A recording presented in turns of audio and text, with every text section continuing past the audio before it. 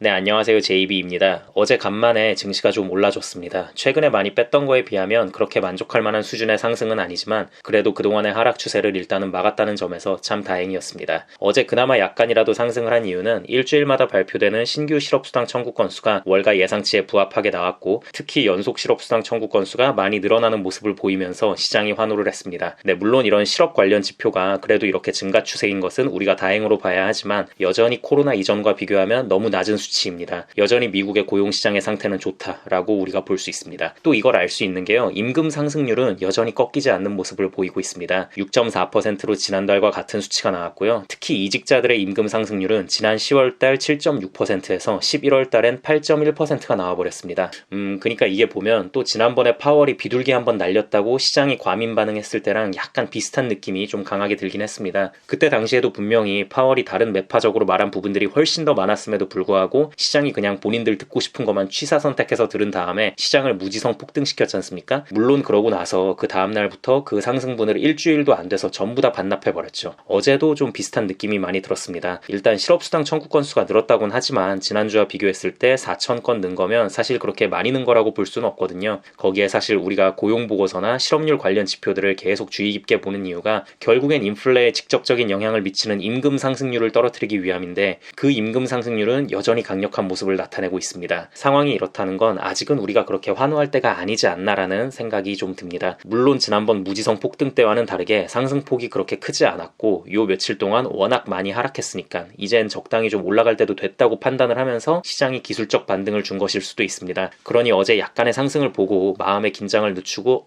뭐야 오르네? 진짜 바닥을 다진 건가? 하면서 기껏 힘들게 확보하신 현금을 과감히 쓰면서 추격 매수를 하시기보다는 당분간은 현금을 잘 쥐고 좀 더 관망하시는 걸 제 개인적인 생각으론 추천드리는 바입니다. 결국 아직까지는 노동시장 문제에 있어서 확실히 해결된 건 없다는 게 핵심이니까요. 네, 너무 부정적인 부분만 말씀드리면 좀 그러니까 그래도 이 와중에 우리가 좀 긍정적으로 볼 수 있는 부분 역시 전달을 해드리겠습니다. 일단 유가가 빠른 속도로 하락을 하고 있습니다. 특히 미국에서 휘발유 값이 이제 고점 대비 35% 하락을 했고요. 이로써 드디어 지난해 평균치보다도 가격이 내려갔다고 보시면 됩니다. 네, 여러분 제가 이 부분을 좀 말씀드릴게요. 결국 이 휘발유 값이 왜 중요하냐면요. 특히 미국같이 땅이 넓은 나라들 같은 경우에는 왜 더 중요하냐면 사람들이 가장 피부로 와닿게 느낄 수 있는 물가가 바로 이 기름값이기 때문이에요. 특히 미국은 땅이 넓어서 어딜 가든 다 차로 움직여야 하니까 직장에 출근을 하던 마트에서 장을 보던 전부 다 그냥 차가 없으면 안 되니까 휘발유 값에 민감하게 반응을 합니다. 자, 그리고 이게 또 어떻게 연결이 되냐면요. 휘발유 값이 높아지게 되면 기대 인플레이션 수치가 올라가요. 많은 분들이 놓치고 있는 부분이 있는데 기대 인플레에 가장 큰 영향을 미치는 건 결국 휘발유 값이거든요. 아무튼 그래서 이 기대 인플레이션이 올라가게 되면 최종적으로 어떤 일이 벌어지냐면 임금 상승률이 올라갑니다. 왜냐면 기대 인플레가 높으면 사람들이 직업을 구하면서 면접을 볼 때나 아니면 이직을 할 때나 아니면 원래 직장에서 뭐 재계약을 해야 할 때 어떻게 나오냐면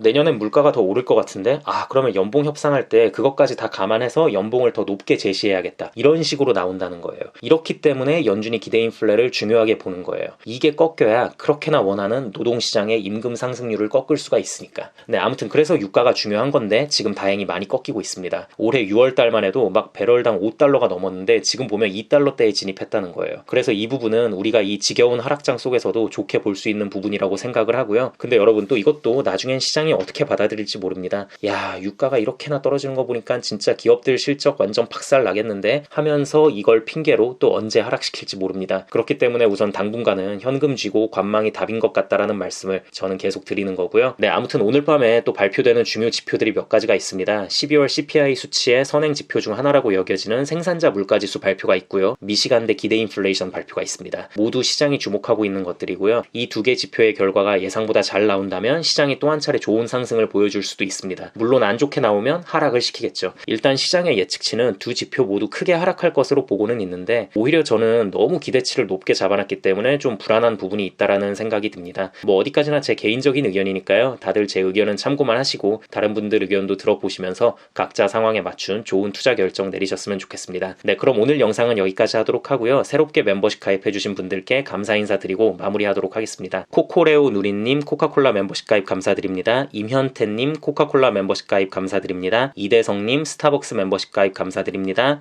헬로님 코카콜라 멤버십 가입 감사드립니다. 코너스톤님 코카콜라 멤버십 가입 감사드립니다. 정SK님 맥도날드 멤버십 가입 감사드립니다. 조혜영님 스타벅스 멤버십 가입 감사드립니다. 오르자 김나쭉님 코카콜라 멤버십 가입 감사드립니다. 심동희님 코카콜라 멤버십 가입 감사드립니다. JYIt'sme님 코카콜라 멤버십 가입 감사드립니다. 멤버십 가입을 통해 후원을 결정해주신 모든 분들께 깊은 감사드립니다. 여러분들의 후원은 영상 제작에 큰 힘이 됩니다. 멤버십 회원분들께는 시장을 바라보는 눈을 더 다양하게 넓혀드리고 전체적인 경제 상황을 바라보는 인사이트 향상에 도움이 될 수 있는 멤버십 전용 영상들을 올려드림으로써 여러분들의 감사한 후원에 보답하도록 하겠습니다. 그리고 귀한 시간 내어 제 영상을 봐주시고 응원의 댓글까지 남겨주시는 모든 구독자분들께도 깊은 감사드립니다. 앞으로도 단 한 명의 낙오자 없이 모든 구독자분들의 장기 투자 성공을 위한 멘탈 케어 영상 제작에 온 힘을 다하겠습니다. 감사합니다.